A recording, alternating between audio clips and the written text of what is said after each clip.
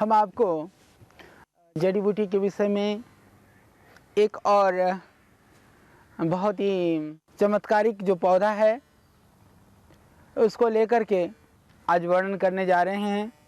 ये बहुत ही अच्छा पौधा है।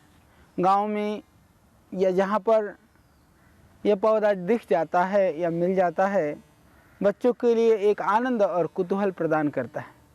जैसा कि मैंने आपको पहले भी बताया है कि वास्तव में जड़ी बूटियाँ सेवन करने पर निरोग बनाती हैं। आपको देखने मात्र से भी वो आपको आनंद देती हैं, प्रसन्नता से भर देती हैं।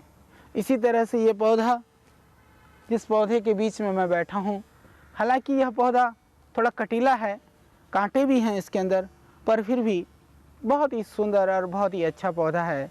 इसके संदर्भ में मैं आपको अधिक क्या बताऊँ, थोड़े से इसके गुण को मैं दिखाता हूँ। आप देखें, मेरे सामने पर है। जैसे अब यह एक, आप इस पत्ती को देखिए। इस पत्ती को आप देखते हुए आप ये अनुभव कीजिए। यह आपने देखा, ये खिला हुआ पत्ता ये धीरे धीरे छूने से ये मुरझा जाता है। आप समझ रहे होंगे ये क्या पौधा है। अब देखिए, ये पूरा खिला हुआ पौधा है और अभी ये जो है ये छूने से ये मुरझा जाता है। ये आपने देखा, ये सारे जो खिले हुए पौधे थे सब एक क्षण में मुरझा गए। ये बहुत ही नाजुक है। देखिए, इतना खिलता हुआ पत्ती आप देख सकते हैं कि ये पत्ती कैसे मुरझा गई। मैं बहुत सावधानी से इसको तोड़ करके आपको दिखाता हूँ। यह आप खिलते हुए पत्ते को मेरे हाथ में देख रहे हैं और इस पत्ती को आप देखिए,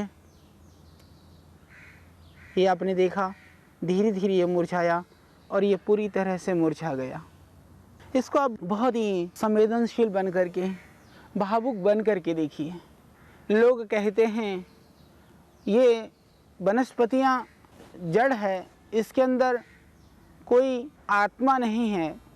मैं उन लोगों को कहना चाहता हूँ, ये सुंदर सी इसकी टहनियाँ, अब देखिए ये इस तरह से खिलता हुआ पत्ता कितना अच्छा लग रहा है। आप देख रहे हैं, इसको छूने मात्र से ये अपने आप ही ये मुरझा रहा है। धीरे धीरे ये मुरझा जाता है। तो इससे पता चलता है कि यह पौधा आपका जो स्पर्श है उसको अनुभव कर पा रहा है। इसीलिए संस्कृत के शास्त्रों में इसको लाजवंती, लजालू भी कहा गया। यह लजा जाती है, लज्जा कर जाती है। इस तरह की एक शालीन और कुलीन घर की जो कुलवधुएं बाह्य जो लोगों को देख करके एक लज्जा में, एक शालीनता में रहती हैं, इसी तरह से यह पौधा उसी तरह से लजा जाता है। इसीलिए इसका जो नाम है लाजवंती या लजालू कहा जाता है और हिंदी में हम इसको छुई मुई बोलते हैं। मिमोसा या माइमोसा प्यूडिका इसका बॉटनिकल नाम है। तो यह बहुत ही अच्छा पौधा है आयुर्वेद की दृष्टि से। आपने आयुर्वेद के बहुत सारे चमत्कार सुने हैं, हमने आपको बताने का प्रयत्न किया है। हमने इस आयुर्वेद एवं जीवन दर्शन के माध्यम से बहुत सारे ऐसे जो बहुत ही चमत्कारिक और गोपनीय और गुप्त प्रयोग थे, जो ऋषि महर्षियों के पास ही सुरक्षित थे, जो साधु संतों के पास, जो गुफाओं में रहने वाले लोग हैं उन्हीं के पास ही सुरक्षित थे। हमारे पूरे देश के जो सुदूर क्षेत्रों में, वनवासी और आदिवासी क्षेत्रों में जो चीज़ें प्रचलन में हैं, उन सभी चीज़ों को बड़ी ही सुगमता के साथ, बड़ी ही सरलता के साथ और 100% प्रभावकारी और जो वास्तविक और चमत्कारिक प्रयोग हैं उनको हमने बताने का प्रयत्न किया। क्योंकि इन जड़ी बूटियों का रहस्य को खोलना हमारा कर्तव्य है, उसको समझ करके जन जन तक पहुंचाना यह आपका दायित्व है। तो मैं जहां तक बन पाया है इस कर्तव्य को बखूबी निभाने का प्रयत्न कर रहा हूं। हमारे यहाँ जो यदि आयुर्वेदिक औषधियाँ भी बनाई जाती हैं तो उनका भी एक ही प्रयोजन है, उनके द्वारा मोटा मुनाफा लेना या उसके द्वारा कोई बहुत ही बड़ा व्यापारिक गतिविधि को खड़ा करना हमारा मकसद नहीं, हमारा मकसद है तो आपके रोग, आपकी बीमारी, आपकी परेशानी और आपके कष्ट को हम दूर कर सकें। तो इसके लिए हमारा प्रयत्न है।